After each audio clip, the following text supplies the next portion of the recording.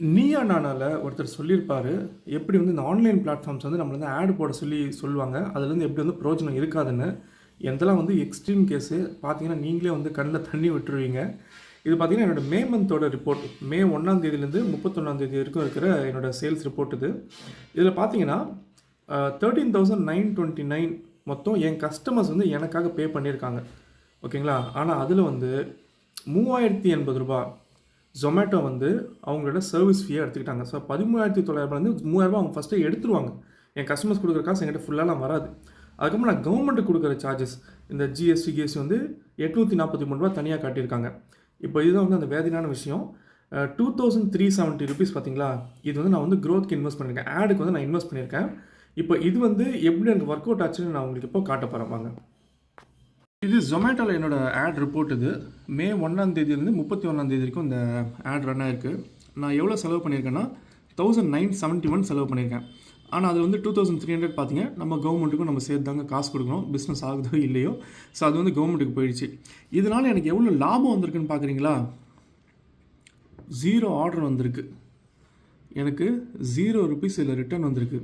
அதனால் ஜொமேட்டோவில் வந்து ஆட் போட்டால் வந்து பிஸ்னஸ் ஆகிடும், நம்ம உடனே வந்து ஜெயிச்சிடலான்னு நினச்சிங்கன்னா போய் இத்தனைக்கும் எனக்கு வந்து புது ரெஸ்டாரண்ட் கிடையாது.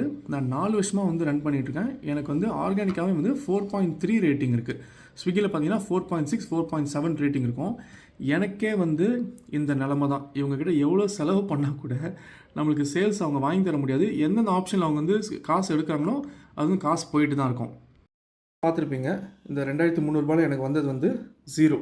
இப்போ அதை வச்சு நீங்கள் மொத்த கணக்கு பார்த்தீங்கன்னா 13,929 இருக்குல்ல, அதிலிருந்து எனக்கு மொத்தமாக திரும்பி வந்த காசே பார்த்தீங்கன்னா ₹6,168 தான். இப்போ அது இது கூட சேர்த்துக்கலாம். ஏன்னா இது வந்து நான் வந்து பொருள் வாங்கினது 1,465 வந்து நான் பொருள் வாங்கினது. ஸோ அதை திருப்பி போட்டோன்னா 7,500 7,600 கூட வச்சுக்கோங்க. அவ்வளோதான் எனக்கு திரும்பியே வந்திருக்கு. ஆனால் என் கஸ்டமர்ஸ் எனக்கு கொடுத்தது என்னமோ கிட்டத்தட்ட 14,000. ஓகேங்களா? இதான் வந்து ஆன்லைனோட ரியாலிட்டி. நிறைய பேர் நினச்சிக்கிறாங்க நம்ம ஆன்லைன் போனால் பயங்கரமாக சம்பாதிச்சிடலாம், எல்லோரும் பயங்கரமாக வந்து கொடுக்குறாங்கன்னு. கொடுக்குறவங்க பயங்கரமாக கொடுக்குறாங்க. நடுவில் ஜொமேட்டோ இந்த ஸ்விக்கியெல்லாம் இருக்காங்கல்ல, அவங்க பெருசாக சாப்பிட்டுட்டு எங்களுக்கு கொடுக்குறது வந்து கொஞ்சம் தான் வரும்.